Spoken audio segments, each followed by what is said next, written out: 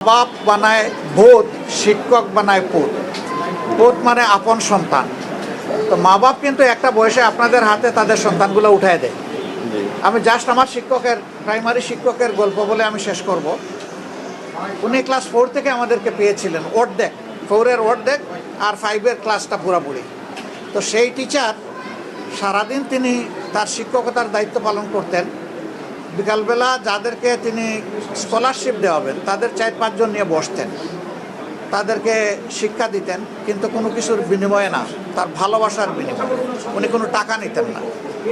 তারপরে এইটা শেষ করে, এইটা ভাই প্লিজ এইটা শেষ করে তারপরে উনি আগের দিন বলে দিতেন যে কোনো একটা ছাত্রের দিকে তাকাইয়া যে তোমাদের বাড়িতে তোমার আম্মাকে বলবো আমার জন্য ডাল ভাত তৈরি করতে, আমি বিকালে তোমাদের বাড়িতে খাবো।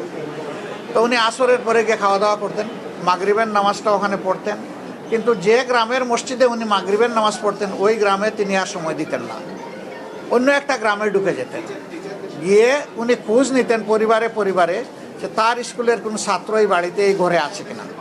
তিনি পড়ানোর জন্য যেতেন না, তিনি শুধু অতটুকুর জন্য দেখতে যেতেন যে ওরা বই নিয়ে বসছে কিনা, খাতা কলম নিয়ে বসছে কিনা। বস দেখে তিনি চলে যেতেন। এইভাবে তিনি তার 7.5 বছর এখানে ছিলেন, নিবিড়ভাবে তিনি দায়িত্ব পালন করেছেন। রিটায়ারমেন্ট পিরিয়ডের পরে তিনি আমাকে একদিন ফোন দিলেন, বললেন যে বাবা আমি আর তোমার ম্যাডাম একটু নিয়ত করেছিলাম হজে যাব, কিন্তু আমাদের গ্র্যাচুইটি পাইতে তো অনেক দেরি হয়, তুমি কি কোনো সাহায্য করতে পারবে? আমি আমার জেলার ডিসি সাহেবকে বললাম যে ভাই কোনোদিন আমি কাউকে বলি না, কিন্তু ইনি আমার এমন একজন শিক্ষক যিনি মানুষ বানিয়েছেন।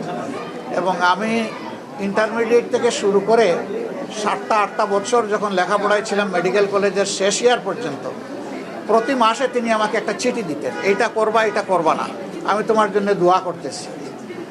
আমি যখন পাশ করলাম তখন স্যারকে বললাম যে স্যার আমি তো পাশ করেছি। লাস্ট চিঠিতে তিনি লিখলেন যে এখন থেকে আর তুমি রেগুলার আমার চিঠি পাবা না, কারণ এখন তুমি তোমার জন্য এনাফ ম্যাচিউরড, এতদিন তোমাকে সন্তানের মতো দেখেছি, এখন তুমি অন্যের সন্তানকে নিজে ধারণ করবা, সম্মান করবা। ক্লিংকার বেশি থাকলে সিমেন্ট বেশি খাঁটি। আনোয়ার সিমেন্ট।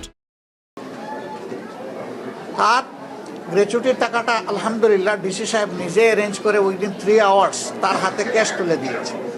তিনি ওই টাকা নিয়ে গ্রামে যান নাই তার বাড়িতে, উনি সোজা চলে এসেছেন সিলেট শহরে। এসে বলেন যে তুমি কি করেছিলে?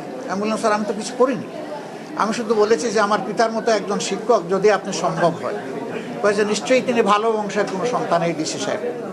তিনি গেট থেকে এসে আমাকে রিসিভ করেছেন, তার পাশের চেয়ারে আমাকে বসিয়েছেন। এই সম্মানটুকু আমি পাবো একজন প্রাইমারি স্কুলের জাস্ট একজন হেডমাস্টার আমার জেলার ডিসির কাছ থেকে, এটা আমি কল্পনাও করিনি। আমি বললাম স্যার ইউ ডিজার্ভ ইট। এরপরে তিনি যখন হজের তার সব কিছু কমপ্লিট হলো, তিনি 5টা গ্রামে আমাদের প্রাইমারি স্কুলটা ছিল, প্রত্যেকটা বাড়িতে গিয়েছেন। ডায়েরি থেকে বের করে লেখা আছে কোন সালের কোন দিনে তিনি কার ঘরে বসে খেয়েছেন। বলেছেন যে আমি আপনাদের ডাল ভাত খেয়েছি, আমাকে ক্ষমা করে দেবেন। ঘরে ঘরে গিয়ে এই দায়িত্ব পালন তিনি করেছেন। প্রত্যেকটা মানুষ কেঁদেছে তার এই পারফরমেন্স দেখে। আমি তাকে আসলে আল্লাহ সেই মর্যাদা দিলে আমার পিতার প্যারাল বানাই ফেলতাম। আপনারা সেই জাতি, আল্লাহ আপনাদের সম্মান বৃদ্ধি করে দিন। আমার শিক্ষকের কুলে আমি যেমন বড় হয়েছি, আপনাদের কুলে এই বাচ্চাগুলো তেমনি বড় হবে, আমি এটা বিশ্বাস করি। তবে দেশের বিদ্যমান কিছু সমস্যা আছে, আল্লাহ তাআলা আমাদেরকে সুযোগ দিলে, আমরা আগেই বলেছি শিক্ষা প্রথম, শিক্ষা দ্বিতীয়, শিক্ষা তৃতীয়, এটাই আমাদের প্রায়োরিটি। এরপরে অন্যগুলাতে হাত দেব।